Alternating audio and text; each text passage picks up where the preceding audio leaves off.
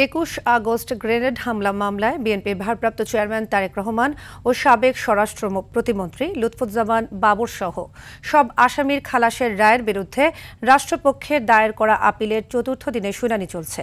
প্রধান বিচারপতি ডক্টর সৈয়দ রেফাত আহমেদের নেতৃত্বে উচ্চ আদালতের ৬ বিচারপতির আপিল বেঞ্চে তারেক রহমান ও বাবরের পক্ষে শুনানি করছেন অ্যাডভোকেট এস.এম. শাহজাহান। মঙ্গলবার মামলার তৃতীয় দিনের শুনানিতে রাষ্ট্রপক্ষে শুনানি করেন deputy attorney general Abdullah Al Mahmud Masud.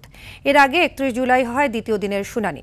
২০০৪ সালের ২১ আগস্ট রাজধানীর বঙ্গবন্ধু এভিনিউয়ে আওয়ামী লীগের সমাবেশে গ্রেনেড হামলায় আইভি রহমান সহ ২৪ জন নিহত হন। আহত হন শেখ হাসিনা সহ কয়েকশো নেতাকর্মী।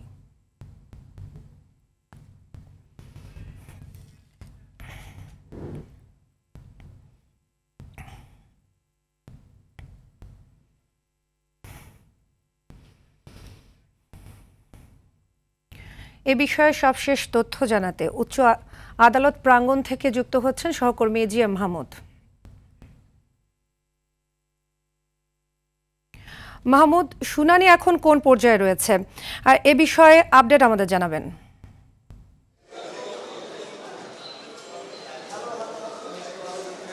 সাদিয়া, বহুল আলোচিত এই মামলার আজ চতুর্থ দিনের শুনানি চলছে এবং আজ কিন্তু তারেক রহমান এবং লুৎফুজ্জামান বাবরের পক্ষের আইনজীবী শুনানি উপস্থাপন করছেন এবং এই শুনানিতে কিন্তু তারা চেষ্টা করছেন যে বিচারিক আদালতের যে সাজার রায়টি ছিল সেই রায়ের যে বিভিন্ন ত্রুটি বিচ্যুতিগুলো ছিল সেগুলো তারা উপস্থাপন করতে চেষ্টা করছেন যে এগুলো আসলে ওই রায়টা ভুল ছিল এবং এ ব্যাপারে হাইকোর্ট যে খালাসের রায় দিয়েছে এই রায়টি ঠিক ছিল।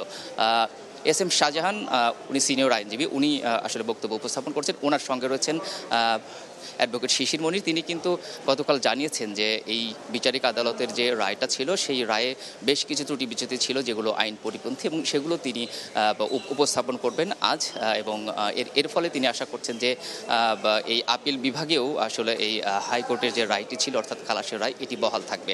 যদিও গতকাল তৃতীয় দিনের শুনানি হয়েছে সেদিন কিন্তু রাষ্ট্রপক্ষের আইনজীবী আসলে এই মামলার রায় যেটি ছিল বিচারিক আদালতে তার আসলে পক্ষে যুক্তিতর্ক উপস্থাপন করছেন। তো আজ যেহেতু চতুর্থ দিনের শুনানি চলছে, তো এই আজকের দিনের শুনানির পর বোঝা যাবে যে আদালত এ বিষয়ে আরও শুনবেন নাকি পরবর্তীতে রায়ের ডেট দিবেন। তো এই জন্য আমরা অপেক্ষা করছি, হয়তো পরবর্তী সংবাদে আপনাকে জানাতে পারবো যে এ বিষয়ে বিচারিক কার্যক্রমের আর কি তথ্য আসে।